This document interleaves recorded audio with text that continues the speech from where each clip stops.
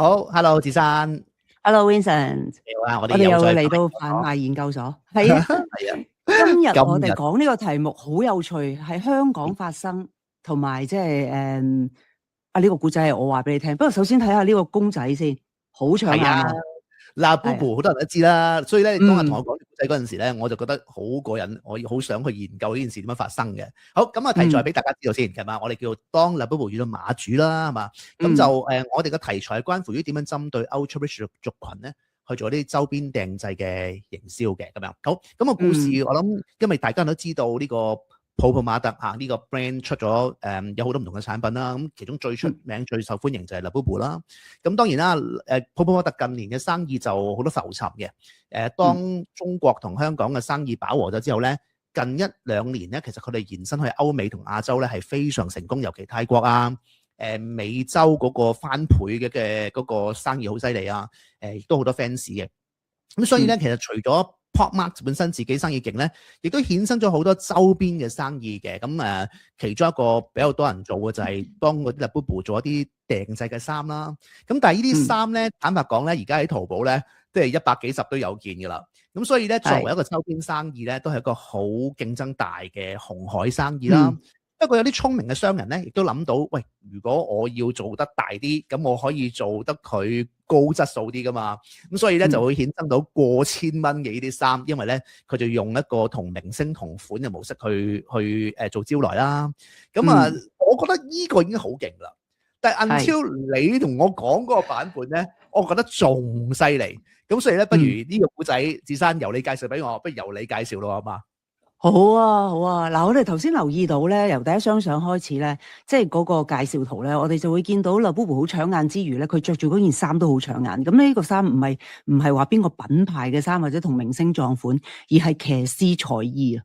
咁我哋當 Labubu 着住騎師彩衣咧，好明顯咧要針對嗰一班嘅 Ultra Rich 啦，即係喺香港嚟講咧，就當然係唔少得馬主啦，係咪啊？馬主係一個好特別嘅族群，即係馬會會員已經係好難得、好矜貴噶啦。咁你仲要先成為馬會會員，跟住先至去做馬主啦，咁樣。咁馬主其實佢會話比起撞嗰套明星嘅衫，或者佢身上面嗰件名牌衫或者特製衫更高貴嘅咧，就係哇！如果我可以喺馬場嗰度拎住一個 Labubu，有個公仔，好容易即係好 casual 咁掛喺手袋度啫。但係嗰件衫係咩啊？係我隻馬嘅彩衣啊！哇！呢個簡直係 niche 中之 niche 啊，係嘛？即係你話整件 Chanel 係啦，終極炫富啊，係啊！即係你掛住個公仔啊，嗰件衫係彩衣，點都會係咁意都會問下啩？咁你跟住佢就即刻顯示咗佢馬主嘅身份啦。同埋有一樣嘢好得意嘅咧，其實咧每一隻馬咧，即係佢出賽嘅時候，佢上邊嗰位騎師着住嘅騎師彩衣咧，其實係屬於嗰個馬主嘅喎。即係話，譬如呢一個馬主佢係做咗一個粉紅色底有星星就係間嘅咁樣，咁呢個馬主之後再擁有嘅馬，全部都係用翻呢個彩衣嘅。所以其實係啦，譬如呢個馬主有10隻馬，佢大馬主，佢同時間有10隻馬係比賽即係賽事嘅馬啦吓，咁佢就會嗰10隻馬個騎師都係着住呢件彩衣，無論佢用邊個騎師，咁啊馬主可以揀嘅。咁當然馬主揀騎師，騎師當然亦都揀馬主啦，係咪啊？咁所以如果你嗰個你個馬主，你嗰日出賽，你拎住呢個 Labubu 公仔，好 casual 咁樣掛喺個手袋上邊，而嗰個係你隻馬嘅彩衣，而今晚幫你騎馬嗰個騎師係潘頓喎，哇！呢個真係終極炫富之最啊！咁就睇下你影唔影到個頭馬相啦，影頭馬相又攞住個公仔，嗰件衫就同阿潘頓一樣。咁潘頓點解咁重要咧？咁就係因為其實潘頓咧就係香港有史以嚟贏馬最多嘅騎師。咁佢咧就喺今年嘅對唔住2025年嘅1月23號啦，佢就贏第1814場頭馬。咁所以咧係啦，咁咧就呢一場頭馬咧1814咧就係佢破紀錄嘅場數啦，咁樣啦吓。咁所以咧，其實呢個故事咧，亦都係由幾個年輕人 designer 佢係潘頓嘅 fans 啊。佢哋即係嗱，佢哋好後生嘅就佢哋係擺明就係 Gen Z 噶啦。咁佢哋能夠入馬場都唔係好長時間啫嚇，可能係10年8載咁樣啦嚇。咁啊可以入到馬場啦，入到公眾席。咁跟住咧，佢哋心裏邊嘅偶像咧就係潘頓啊！呢個人騎功咁好，而且人品非常好。佢哋即係後來亦都有啲交往啦。咁慢慢咧就造就成咧，佢哋咧係會平時會好似 fans 咁送禮物俾潘頓。咁送禮物亦都唔係咁簡單嘅，因為騎師好專業噶嘛，即係佢出得嚟俾你見得嘅位置，你唔可以懟啲嘢俾佢，咁啊懟啲嘢俾佢。歌手你懟啲花俾佢，佢都唔知擺去邊噶啦，係咪？騎師更加絕對唔可以接你任何嘢嘅。咁唯一可以送禮物俾騎師嘅機會咧，就係哇，真係好似演唱會完咗之後咁咧，就要喺佢離開馬場嘅通道嗰個路口嗰度等佢，等一等佢，睇佢睬唔睬你，就送嘢俾佢。咁呢幾個年輕嘅馬迷咧，就一路都會送一啲嘢俾潘頓，而且咧就用佢哋嘅專長，因為佢哋幾位都係設計師嚟。咁啊，直至到當然個故事就一跳到去1814呢一場馬啦。咁佢哋就為阿潘頓咧就做咗一個Labubu着咗衫，而呢個衫咧上邊嗱，我哋見到呢張相上面嗰個衫咧，其實呢個衫咧就唔屬於任何馬主嘅，即係屬於賽馬會嘅。咁所以你見到下邊嗰張相咧。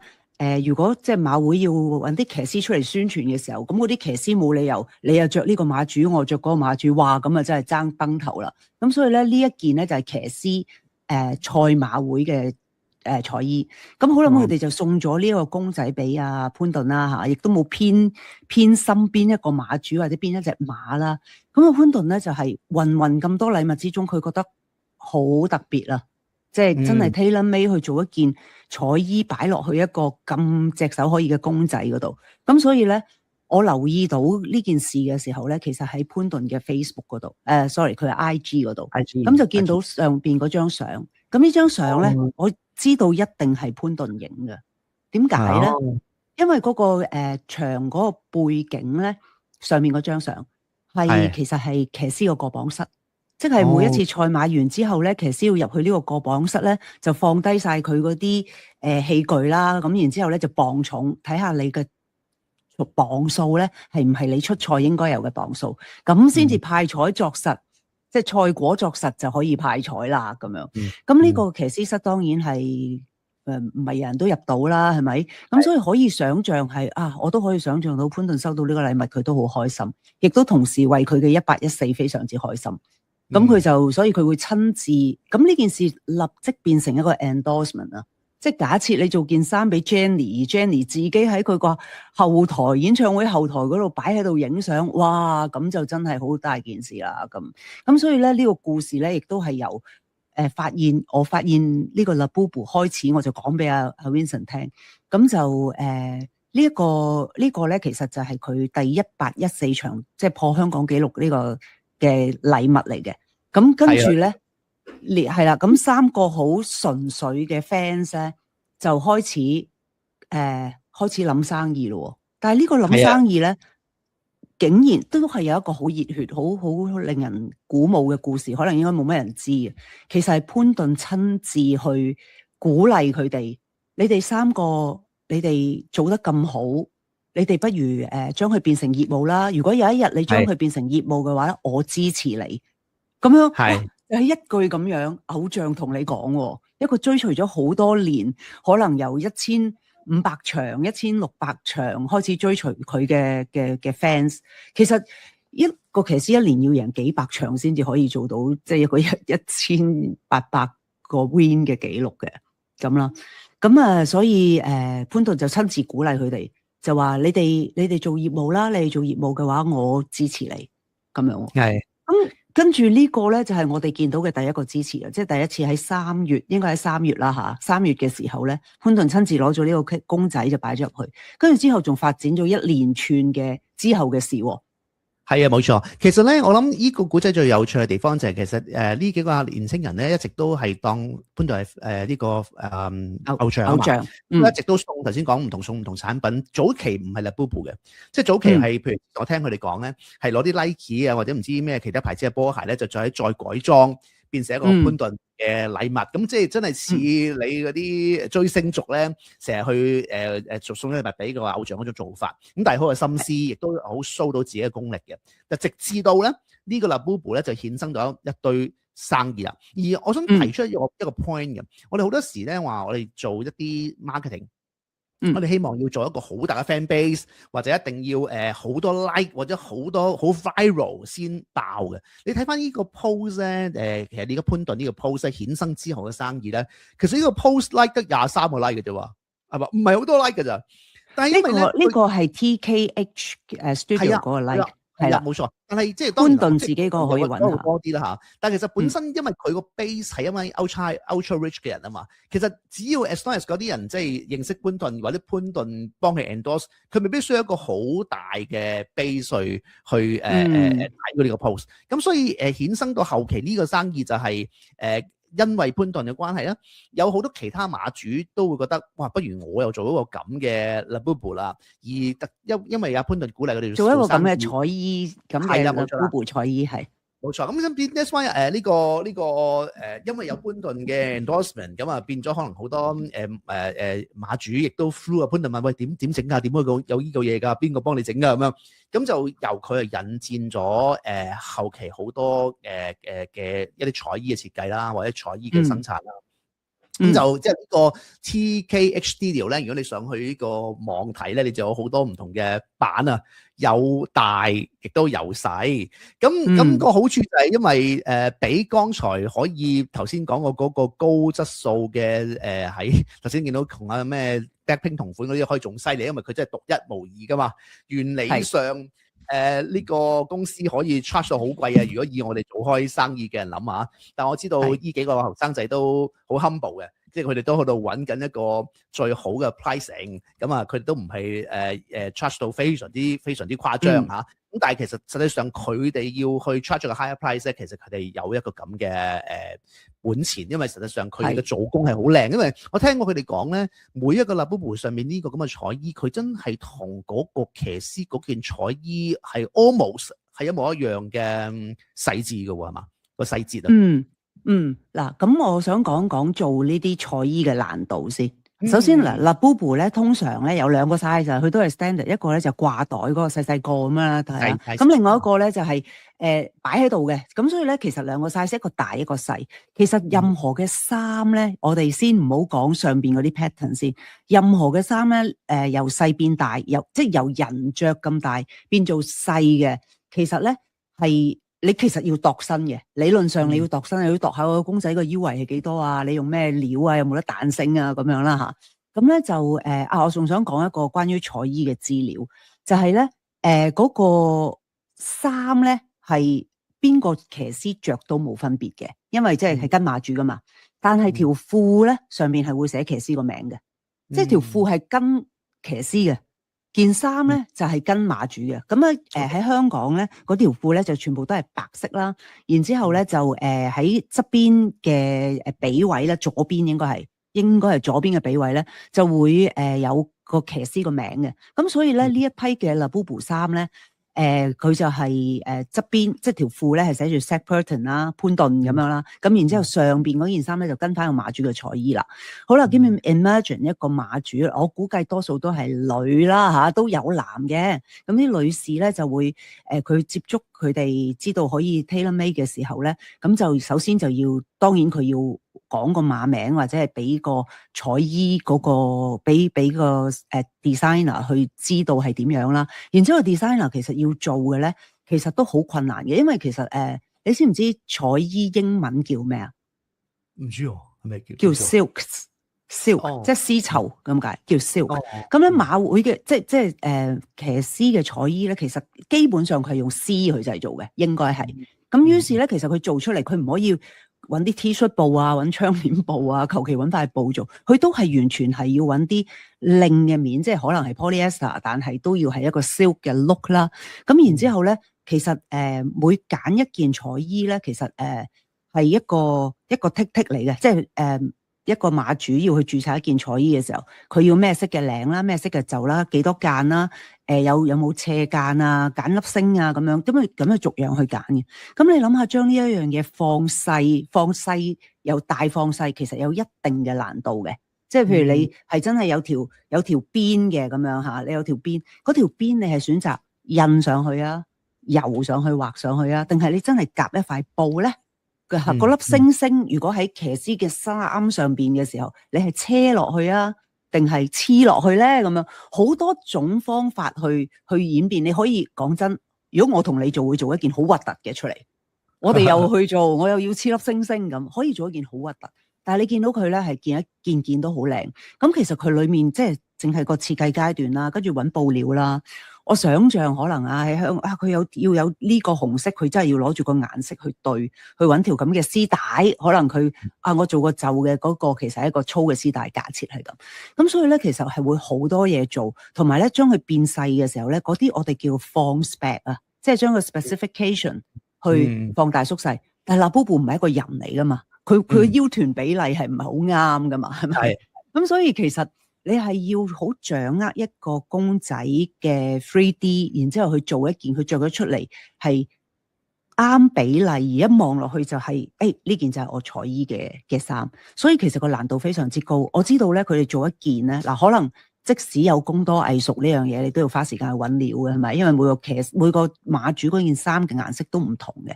咁於是咧，其實佢哋做一件咧，可能係要3個人用1個月嘅時間先至做到一件。咁好啦，咁啊馬主會有唔同嘅要求嘅喎，佢會我又要3件細，又要佢好多 Labubu 公仔噶嘛，係咪？我要3件細，又要2件大，咁我又有個特別版，我又有個中 size 㗎，咁樣。咁於是咧，佢哋就會要求，即係有好多要求啦。咁仲有頂帽啦，因為其實成套嘅騎師裝備係帽、衫同埋褲咁樣，咁所以咧嗱，譬如另外呢一位馬主啦，佢都係訂製咗啦，咁佢就係嗰條褲就會寫住潘頓咁樣啦，咁所以咧其實佢哋當接一個 order 咧，其實真係要排隊啊，真係 tailor made 或者係 made to order，咁所以咧嗰個 order 咧，當好多人知大家想去做嘅時候，又配合住呢個 Labubu 嘅熱潮咧，其實真係要排隊去做嘅喎。咁個價錢咧，你頭先略提過嘅價錢啦，咁唔係幾十蚊，唔係幾百蚊，咁咧都係啲4位數字嘅價錢。咁但係其實都係好，即係絕對係人工、技術、設計同埋心思嘅位咯。咁你又要笠得落佢個頭先得㗎，係咪？嗱，佢戴咗帽，但係佢戴咗帽又揼翻耳仔喎，咁好多呢一啲嘅細緻位啦，咁樣。咁但係呢個你講得啱啦，就係最有趣。係針對性，同埋我覺得佢最犀利嘅地方就係其實你要打入呢個圈都唔容易啦。第一就當然佢本身手工啦，第二頭先講潘頓嗰個 support 啦。咁但係因為呢個生意個好處就係原則上頭先講起有陣時佢唔係一個 size 噶嘛，佢可以做幾個噶嘛，所以實質上本身呢個生意係好有空間嘅。咁冇錯。不過如果佢個好處就係你睇下呢個網頁本身咧，即係本身 TH 嗰個網頁咧，其實佢唔係淨係得 Labubu 嘅，即係由打入呢個馬主世界咧，其實佢亦都可以同馬相關嘅其他精品嘅，而呢間公司亦都有做啲其他嘅馬嘅模型嘅，咁所以呢個變咗令到呢個係一個即係幾有防守性嘅生意啦，但係當然佢個難度就係因為全手工變咗成個生產量其實唔會話可以好大批量咁做。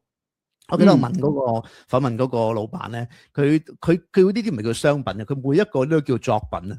即係我哋做生意嘅時候咧，我哋嘅商品幾多錢啊，定價幾多錢啊，佢就覺得呢個作品係收幾多錢。咁我覺得呢種心態都係好嘅，因為佢每一件事都好落心機去做啦。咁亦都係。我都冇想像過，即係呢個 Labubu 周邊可以由3個後生仔延伸一件咁嘅 business 出嚟啦嚇。雖然佢成日都講話呢個佢冇諗過係 business， 但係佢成日都覺得呢個只係一個興趣，或者每一個做出嚟嘅作品都希望第陣時可以投翻落去未來可能再送一啲產品俾啲作品俾阿潘頓啊，俾一啲禮物潘頓啊。但係其實我哋兩個都可能都好覺得呢盤生意係可以做得再好啲，尤其就算香港嘅市場或者國內嘅市場近年Labubu嗰個熱潮冇早期咁犀利嘅。我相信隨住頭先講到歐美市場嘅發達，其實賽馬咪就係香港噶嘛，係咪先？即係外國都有賽馬嘅習慣或者一個咁嘅潮流嘅。其實嗰個作品或者呢個咁嘅生意延伸性係存在喺度。咁啊所以我喺即係大學教書講呢個 case 嗰陣時，我都覺得好值得大家去學。學就係咩咧？我成日話教啲同學仔咧，生意有時唔係一定要做得好闊，係要有收窄嘅。如果你又跟人哋咁做啦，Labubu 衫，就算你真係手工好好，啲設計好正都好咧，佢唔夠收窄，其實有時係好難競爭。由於佢收到咁窄，就係馬主學你話齋，原來喺彩衣上面有咁多細節，即係調翻轉佢收窄咗咧。其實啲人透過呢件事知道呢幾個後生仔嘅手藝咁好咧，佢難保可以將呢件事變成其他嘢噶嘛。佢透過呢個收窄，讓人認識佢，然後再發大。Rather 定係一開頭就話自己呢個又係做任何衫都得，或者做任何 Labubu 都嘅衫都 OK， 咁反而好難跳出嚟啊！即係佢透過呢個模式去令到入咗呢個市場，亦都幫到佢好多咯，我覺得。係啊，你講嘅收窄咧，其實即係喺產品嘅收窄啦，咁亦都代表住其實呢個產品嘅收窄窄到去咁咧，你其實係你嘅 TA 根本已經出咗嚟，即係個 target audience 已經出咗嚟，係非常之 define 咗嘅。咁好啦，咁啊，你可能會諗喂，香港有幾多個馬主啊？係咪？香港有幾多件彩衣啊？咁樣，咁的確唔係好多嘅，而且咧佢係但係我哋唔係用幾多個 TA 幾多個人去計呢個 TA 嗱，其實我哋除咗每一隻馬嘅馬主啦，佢可以係一個人啦，可以係一個夫婦都得。另外一種身份咧就係一個 syndicate， 即係一個團體馬。團體馬咧就係個 syndicate 裏邊，其實個 syndicate 要係一間公司，而呢間公司裏邊可以有好多個 members， 咁所以咧呢啲團體馬嘅馬主咧，其實就係嗰間公司嘅可能股東啊咁樣啦吓。咁所以咧，我哋有時見到嗰啲頭馬相咧，可能有一個馬主，譬如好出名嘅，譬如莎莎、郭生、郭太咁，你當然見到佢全家出動啦。但係咧，佢有其他一啲嘅syndicate 嘅馬咧，佢可能係一個團體嚟嘅。咁於是咧，其實有好多馬主嘅，個個都係佢馬主。咁所以咧，呢個咧亦都變出。可能每個馬主都話我有一件我哋騎師彩衣嘅衫，咁都幾好喎，咁樣即係幾得意喎公仔。於是咧，其實咧呢啲馬主可能會用佢嚟做禮物啦。咁所以咧，其實呢個 TA 係啦，仲有一個 TAS 一個 Centre of Influence 咧，係可以將個量咧去變大嘅。咁但係其實呢一樣嘢咧。嗱，我哋引申到頭先講呢個故事咧，就有啲前傳嘅。其實佢送俾阿潘頓嘅嘢裏面咧，未曾唔係話一開始就已經係冠軍騎師1814噶嘛。喺佢贏咗1500場嘅時候咧，其實佢哋都用咗一個Bear Brick 嘅公仔咧，去畫咗一個公仔俾佢嘅。嗱，我呢度就咁用 iPad show 一 show 啦。呢個公仔係啦，咁佢就贏咗1500場咁樣，咁咧特別嘅地方就係呢一種嘅送禮物嘅初心啦，亦都贏嚟一啲嘅互動啊。咁就係潘頓都，我覺得明顯潘頓都感動咗噶。咁佢感動咗之後咧，潘頓如果佢冇必要幫佢噶嘛，係嘛？係啦，你作為一個偶像，你又有啲乜嘢可以回饋一個你記得佢嘅 fans 咧？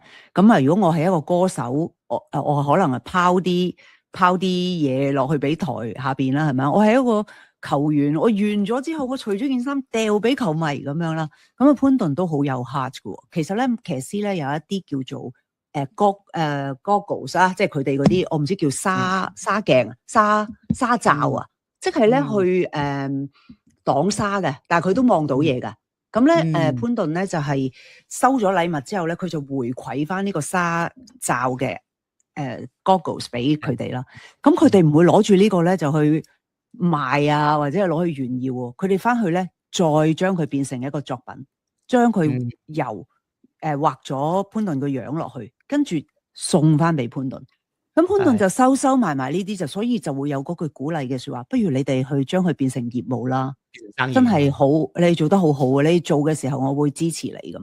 咁所以咧，其後咧，潘頓就好多呢一啲嘅post 啊，亦都係令到啲馬主好直接，就係可以即係嗰啲 TA 啊，直接去翻去揾呢一個源頭啦。係啊，就都但係學到嘢㗎，真係學到嘢。因為平時我哋做生意咧，好多時都諗，喂，我哋做嗰個產品，然後就要揾啲個名人 KOL 或者揾個明星去幫我做 endorsement。喂，嗰啲咧，你成日覺得喂好難 sell 喎，或者根本 sell 佢唔到，或者好貴天價喎。即係呢班或者學生仔係作弊咯，即係扮係佢咁啱用，但係其實係你俾錢佢叫佢做嘅咁。係啊，即係例如我哋成日講下 Labubu，我哋都之前聽過下嗰個講法，就係話啊點解 Lisa 會 share Labubu，其實佢係有個背後有個 business deal 係傾翻嚟嘅，即係咁呢個都係要即係唔細嘅錢啦，係嘛？咁如果幾個後生仔做翻呢樣嘢，其實總會冇咁嘅本錢噶嘛。但係佢透過自己用心去用做一啲咁嘅作品去感動潘頓，然後又換來潘頓幫佢 share，其實真係典型嘅 win-win 咯。咁啊呢個如果真係小本生意人咧，其實都可以 learn from 呢班後生仔嘅模式去做，即係供一個人，供一個出名嘅，幫佢做一啲嘢，然後就但係都有咁講，佢都用咗好長時間去建立呢個關係嘅，都唔係一年，亦都唔係刻意去建立呢個關係去達至呢個效果，所以呢個典型係一個 slasher 嘅發展路向啊，即係種咗好多嘢嘅。咁因為即係你自己個人，除咗你嘅，無論佢哋讀緊書嘅時候啦嚇，佢哋話一個18歲就買張10蚊飛入去公眾席就去馬場，就開始去了解呢件事，跟住試過有一年咧係全季所有嘅賽事佢哋都有入場嘅，風雨不改。但係即係10蚊入場嗰種，咁啊即係真正成為一個馬迷嘅時候咧，其實我哋好多時 slasher 嘅故事就係，除咗你自己本身嘅人生變化，無論你係學生或者係你真係要打份工、返工放工之外，或者你甚至乎有啲私人業務、私人嘅事件，譬如屋企嘅事你要去處理之外啊，結婚生仔咁，但係可能有一啲興趣你係一路都係喺同陪住你成長，你就去諗點樣將我嘅興趣去變成一啲嘅作品。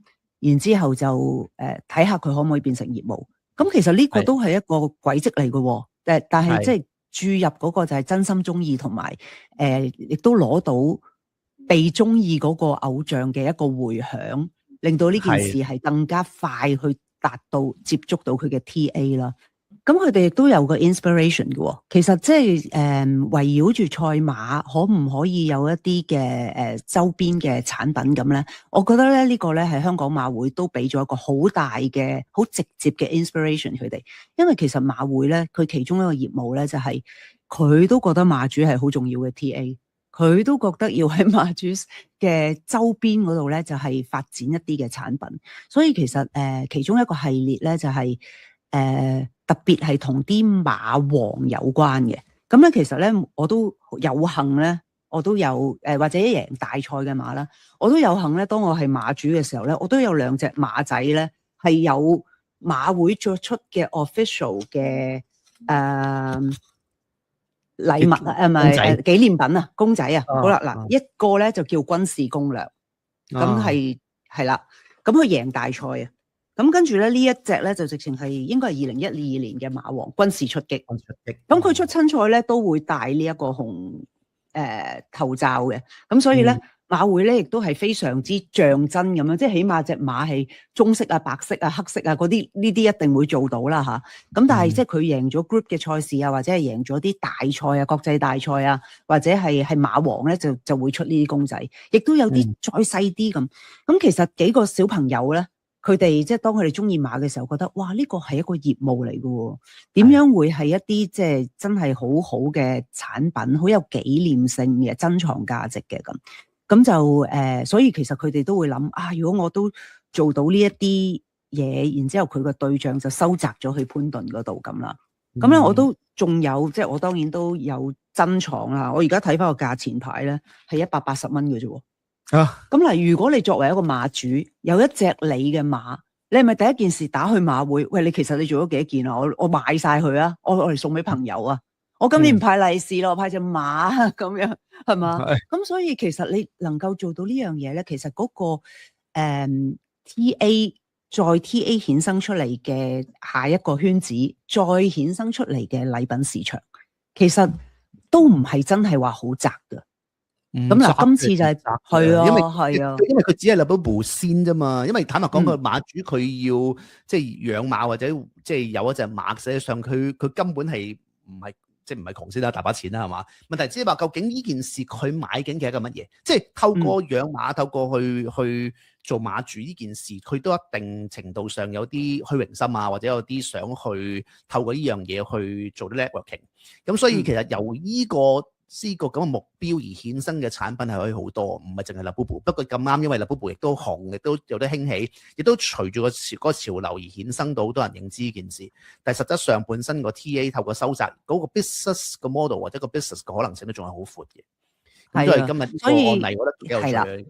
幾個小朋友除咗嚇頭先呢一個 made to order 嘅一個話，其實你話你再有第啲 request 或者未來兄弟啲公仔，佢哋要求訂嗰啲彩衣，可能真係或者有特別要求可以去到好貴之外咧，其實佢哋亦都有做一啲好即係恆久性長啲嘅一啲嘅產品，例如呢個我都覺得好有諗頭嘅。呢一個咧我都有買，呢個咧係佢哋同阿潘頓去按阿潘頓個即係真實地去做咗一個3D 嘅模型嘅公仔咁樣啦。咁啊有細有大嘅喎。咁咧就潘頓亦都係好感動啦，所以佢亦都有親自去介紹嘅。咁我作為一個我都係潘頓嘅朋友，或者都合作過，佢都幫我贏過好多馬，咁我都係二話不說，過氣都會訂嘅。所以其實可以喺除咗 made to order 之外咧，可以諗一啲比較 generic 啲，或者係即係大範圍啲嘅一啲嘅作品咁樣咯。係啊，好，咁即係基本上呢個古仔就係講到咁啦。但係我哋想最後一個展示一個 case，我覺得呢個古仔俾我嘅嗰個 implication 就係其實好多時呢種 ultra rich 嘅一個 market 咧係有一啲潮流同埋即係 luxury product 嘅配合嘅。咁今次就係咯，obvious 就係個潮流就係 Labubu 啦。咁我哋將佢做咗一個好似好珍貴嘅一個彩衣嘅設計啦。咁我最近見到一個 case 都幾有趣嘅，即係近年咧就唔係再好新嘅。咁啊前排咪興過 NFT 嘅，咁其中一個 NFT 就係CryptoPunks。咁我覺得呢個當然 NFT 完咗呢個潮流，但係當時有一個我覺得好有趣嘅案例，就係 Tiffany 呢個名牌子咧，係take on 呢個咁嘅 trend 咧，做咗一個好靚嘅一個 Tiffany 嘅呢啲叫吊飾或者裝飾嘅。係啊。嗱咁就 exactly based on CryptoPunk 嗰個 design 嚟做。咁呢套嘢咧而家可能好靚，當時咁值錢啦，係嘛？但係佢都食到個潮流。當然一個百年老字號，佢未必需要咁做啊嘛。但係我相信嚟緊，即係隨住即係可能有時經濟唔係咁好嗰陣時咧，大家啲名牌子都諗方法點樣可以令到有個新嘅生意嘅可能性。咁呢種咁嘅同潮流相呼應嘅一種模式都係一個可以參考嘅位。咁當然啦，名牌有名牌做，頭先嗰個後生仔有個後生仔嘅做法。咁但係呢集希望所 show 嘅咧，就係話當我哋要對一啲 extreme 有錢嘅人個市場點打嗰陣時咧，其實係好多時都係一種咁嘅結合而產生咯。咁希望短短嘅一集可以俾大家一啲得意嘅案例。咁同埋都我喺大學教書嗰陣時咧，成日鼓勵啲人就係話，其實呢個後生仔嘅案例咧，我覺得最值得學嗰樣嘢就係咩咧？就係其實咧唔係一定要千萬金元先可以有錢做生意嘅，即係你有條橋收到個範疇夠窄，有一門手藝咧，其實就算你冇乜資金咧，都可以做一個唔錯嘅業務啊！咁所以今日呢一集我哋就講到呢度啦，子珊係嘛？咁希望大家中意嘅就支持下TKH Studio。咁我相信我哋呢個後生仔都有好有前途去發揮做好多唔同其他作品嘅。有興趣咁PM 下佢哋。雖然我知道佢哋 back order 好似仲排緊好多做緊，但係咧我相信如果佢哋你都排緊係嘛？我排緊一個其實我想做翻一個馬嘅模型啊，即係係啦。咁其實馬嘅模型咧就類似好似呢啲咁樣。呢啲咁樣啦。咁係啦。咁即係其實就係嗰個騎師嘅彩衣啊，咁樣。咁就係一啲比較 general 啲嘅產品啦。你唔需要一定係馬主，可能你純粹係一個馬迷，你好或者你好掛住嗰隻馬，咁你都可以有呢一樣嘅，即係呢啲嘅少少嘅紀念品咁。咁所以我覺得係可以發展嘅地方好多啦。當然面對嘅 challenge 都有嘅，即係同 IP 相關啊，各樣啊咁。咁但係其實即係生意就係咁啦，可以一路做一路學習，你先至知道有咩 challenge 同埋有咩更大嘅商機。冇錯，好啦，咁啊呢集我哋去到呢度。好，thank you。